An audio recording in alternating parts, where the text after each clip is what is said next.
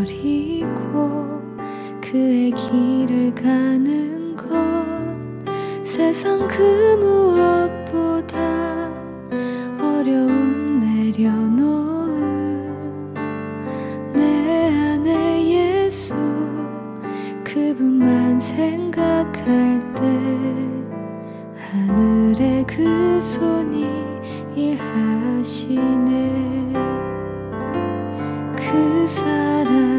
그 사랑 나를 살리신 그 사랑 하늘의 모든 영광 다 내려놓으신 내 삶도 그렇게 내려놓습니다. 주님 기뻐하시는 그 길 가렵니다.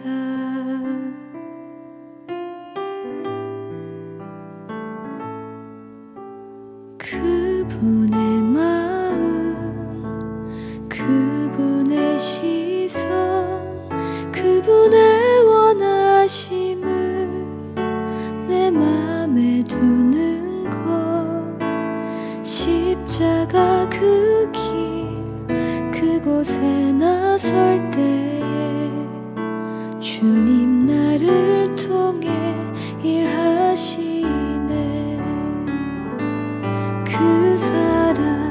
그 사랑 나를 살리신 그 사랑 하늘의 모든 영광 다 내려놓으신 내 삶도 그렇게 내려놓습니다. 주님 기뻐하시는 그 길 가렵니다. 나를 향한 그 사랑 온 땅을 덮고 나를 주님의 길로 인도해 주시네.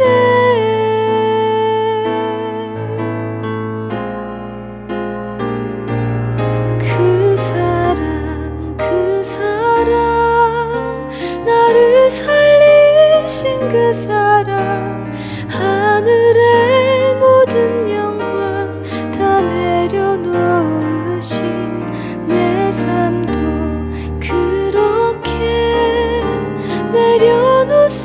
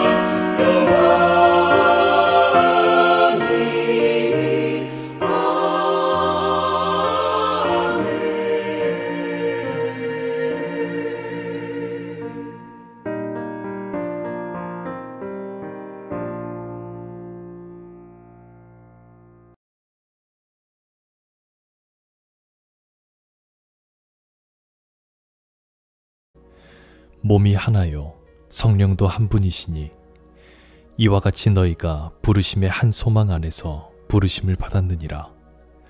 주도 한 분이시요 믿음도 하나요 세례도 하나요 하나님도 한 분이시니 곧 만유의 아버지시라. 만유 위에 계시고 만유를 통일하시고 만유 가운데 계시도다. 성도 여러분, 오늘은 특별히 하나라는 개념을 생각해 보고자 합니다. 하나라는 개념은 오직 그것밖에 없다는 뜻입니다. 그것 외에 다른 것은 없을 때 하나밖에 없다고 말합니다. 그런데 오늘 바울이 교회의 정체성을 말하면서 하나라는 개념을 강조합니다. 교회는 그것뿐이다. 이 땅에 교회가 수도 없이 많은데 교회는 오직 하나뿐이다. 이렇게 얘기합니다. 이 개념을 잘 이해해야 합니다. 어제 말씀 중에 교회는 평안이라는 줄로 하나로 묶여있다 이런 말씀을 들었는데 그 묶여있다는 말과 하나라는 말이 어떻게 같은지 잘 정리하시기 바랍니다. 4절 몸이 하나요 성령도 한 분이시니 이와 같이 너희가 부르심의 한 소망 안에서 부르심을 받았느니라. 교회가 하나라는 개념은 당연히 몸이 하나라는 개념부터 시작해야 합니다. 교회는 그리스도 예수의 몸이기 때문에 둘일 수가 없습니다. 몸이 두 개인 사람이 없듯이 예수의 몸도 그렇습니다. 그리고 사람의 영혼이 하나이듯이 교회의 영혼도 성령 하나입니다. 몸도 하나, 영혼도 하나. 이 당연한 진리가 이 혼탁한 세상에서는 가장 중요한 진리가 되었습니다.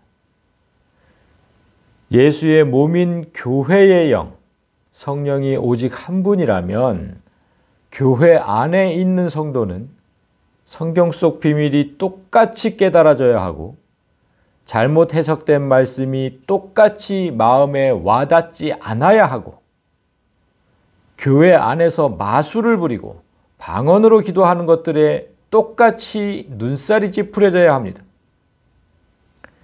성경의 모든 진리가 한 분 성령 안에서는 같이 이해되고 같이 거부돼야 정상입니다.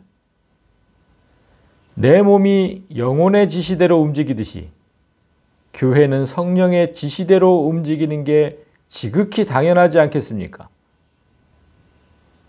따라서 하나님께서 우리를 부르신 이유도 같아야 합니다. 나는 예수의 일 때문에 부르시고 다른 사람은 예수와 상관없는 일로 부르시지 않는다는 뜻입니다. 하나님께서 부르셨다면 예수의 몸으로 부르신 것이고 예수의 일을 위해서 부르신 것입니다. 부르심의 한 소망, 그 소망을 기억하시고 예수의 일을 하며 사는 여러분이 되길 소망합니다. 5절 주도 한 분이시요 믿음도 하나요 세례도 하나요. 예수의 몸이 하나임을 말했다면 이제 교회의 머리도 하나임을 말해야 할 차례입니다. 우리의 머리는 오직 예수이고 예수는 당연히 한 분이십니다. 그런데 예수께서 우리의 주가 되셨다는 의미를 잘 생각해야 합니다. 주는 주인이라는 의미인데 베드로의 고백을 잠시 보겠습니다. 시몬 베드로가 대답하여 이르되 주는 그리스도시요 살아계신 하나님의 아들이시니이다. 나의 주인은 그리스도라고 고백합니다. 그리스도는 기름 부음을 받은 자라는 뜻이죠. 그리고 기름 부음을 받았다는 뜻은 또 성령을 받았다는 뜻입니다. 따라서 나의 주인은 성령으로 계신 예수라는 뜻이 됩니다. 여러분, 이 개념을 잘 생각해 보십시오. 4절에서 성령은 한 분이라고 했습니다. 그러면 예수께 임한 성령과 우리에게 임한 성령은 같은 성령입니다. 따라서 주라는 의미는 성령을 나에게 주는 분, 이런 뜻입니다. 그래서 사단은 세상 사람에게 악령을 주는 세상의 주인이고, 예수님은 그 세상과 구별된 교회에 성령을 주는 교회의 주인입니다. 이 사실을 잘 이해하면 우리의 믿음과 세례가 하나라는 사실도 이해할 수 있습니다. 여기서 믿음은 무엇을 믿는 믿음입니까? 우리의 주인 되시는 그리스도를 믿는 믿음입니다. 한 성령 안에서 성령을 공유한 상태로 예수께서 내 모든 삶의 주인임을 믿게 됩니다. 따라서 이단이나 사이비들처럼 예수는 하나님이 아니라고 하든가, 또 그가 하나님이시라면 절대로 사람일 수 없다 이렇게 주장하는 그런 믿음은 예수께서 주신 영을 갖지 못한 것입니다. 고린도전서 12장 3절에 보면 분명하게 말씀하시죠.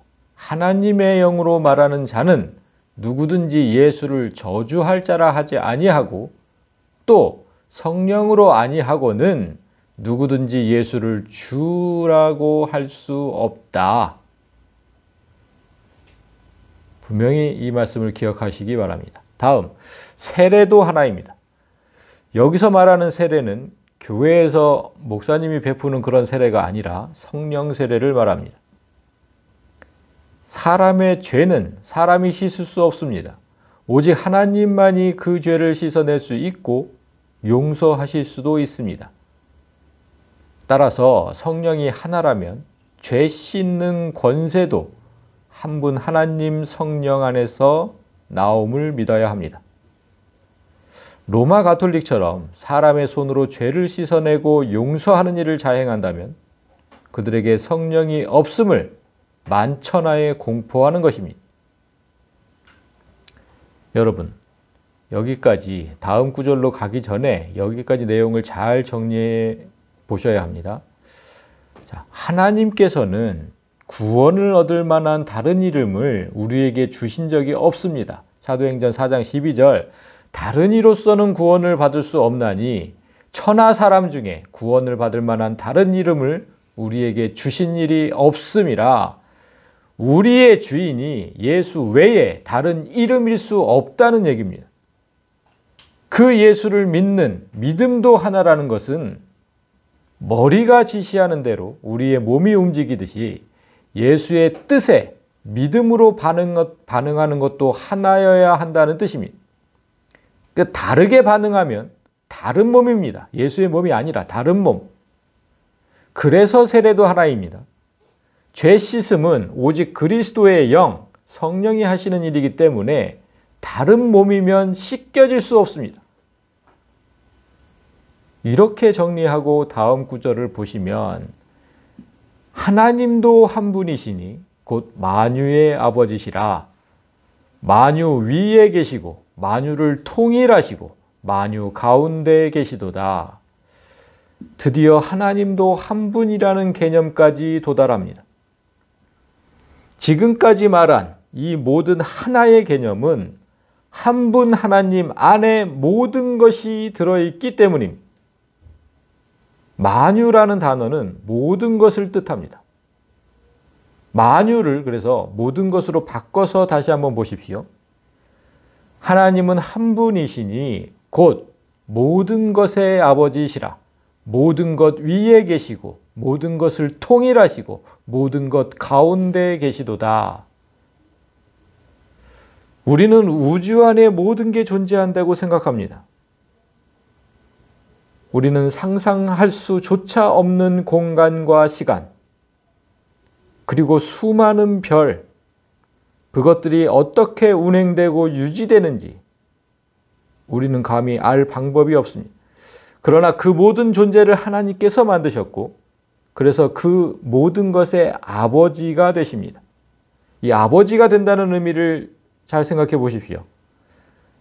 여러분이 모두 아버지에게서 나왔듯이 모든 만물은 하나님에게서 나왔다는 뜻입니다. 그래서 아버지가 없다면 내가 없듯이 하나님이 없다면 모든 것이 없습니다. 그 모든 만물을 창조하셨기 때문에 그 하나하나의 속성을 알고 그래서 한치의 오차도 없이 운행하시고 그들이 존재하고 소멸하는 것까지 모두 관장하십니다. 죽고 사는 게 다 하나님께 달린 겁니다. 그래서 모든 것 위에 계신다 이렇게 표현한 겁니다. 다음 모든 것을 통일한다고 번역된 단어 통일이라는 단어 지금 번역이 좀 잘못됐어요. 그 디아라는 단어인데 디아라는 단어는 무엇을 통하여 무엇과 함께 무엇 때문에 이런 뜻의 전치사입니다. 전치사. 따라서 원어 그대로 번역하면 모든 것을 통해 계시고 하나님은 모든 것을 통해 계시고 모든 것과 함께 계신다 이런 뜻이 됩니다. 그래서 이 말씀은 하나님의 편재성, 즉 우주 어느 곳에도 안 계신 곳이 없다 이런 뜻이 됩니다. 자, 마지막으로 모든 것 안에 계신다는 의미를 보겠습니다. 이 의미는 사람을 한번 생각해 보십시오. 사람 안에 뼈와 살과 장기들이 있고 그것을 구성하는 세포가 있고 그것들이 살아 움직이도록 피가 돌아다니듯이 만물도 그렇게 하나님 안에 존재한다는 뜻입니다. 사람 속에 있어야 할 것들이 밖으로 나오면 죽듯이 만물도 하나님 밖에 있다면 소멸하고 맙니다. 성도 여러분, 오늘 말씀은 이렇게 그리스도의 몸된 교회가 하나라는 사실에서 출발해서 우리의 주인이신 예수, 성자 하나님도 한 분, 성령 하나님도 한 분, 성부 하나님도 한 분이라는 사실을 강조합니다. 이렇게 모든 게 하나라는 사실은 무엇을 의미하는 것이겠습니까? 예수님께서 십자가에 달리시기 직전에 하나님께 드렸던 기도를 잠시 보십시오. 그러면 모든 게 하나라는 사실을 알게 됩니다. 요한복음 17장입니다. 21절 아버지여 아버지께서 내 안에 내가 아버지 안에 있는 것 같이 그들도 다 하나가 되어 우리 안에 있게 하사 세상으로 아버지께서 나를 보내신 것을 믿게 하옵소서. 22절도 내게 주신 영광을 내가 그들에게 주었사오니 이는 우리가 하나 된 것 같이 그들도 하나가 되게 하려 함이니이다. 23절도 곧 내가 그들 안에 있고 아버지께서 내 안에 계시어 그들로 온전함을 이루어 하나가 되려 함은 이렇게 성부, 성자, 성령 세 분 하나님이 한 분 하나님 안에 계시듯 우리도 그 안에 있게 해달라고 계속해서 기도하시는 예수님을 볼 수 있습니다. 그 교회라는 존재는 그런 겁니다. 그 세 분 하나님 안에 교회도 있는 겁니다. 우리도 있다는 겁니다. 그래서 교회의 영광을 결코 가볍게 여기지 마시고 이 세상을 살아갈 때 담대하고 당당하게 살아가시기를 바랍니다. 성도 여러분, 다음 주간은 부활절을 앞둔 고난주간입니다. 그래서 다음 한 주간은 에베소서 말씀은 잠시 쉬고 4번에 걸쳐서 예수님의 고난을 묵상하는 말씀으로 대신하려고 합니다. 아직은 우리가 모여서 통성으로 기도하는 것을 좀 조심해야 할 필요가 있어서 모이지는 못할 것 같고 올해까지는 각자의 처소에서 예수님의 고난을 묵상하는 시간을 가지려고 합니다. 그래서 오늘 주신 놀라운 말씀을 기억을 잘 하셔야 합니다. 하나님과 우리는 하나다. 그래서 그분의 고난이 우리의 고난이고 그분의 죽음이 우리의 죽음이고 그분의 부활이 우리의 부활임을 믿으셔야 합니다. 그래서 다음 주에 이제 하루를 시작하기 전에 예수님의 고난과 죽음을 되새기면서 그것이 내 것이다 이렇게 되새기면서 평소보다 더 경건한 삶을 사시기를 바랍니다. 저는 2주 뒤에 에베소서 말씀을 들고 다시 뵙겠습니다.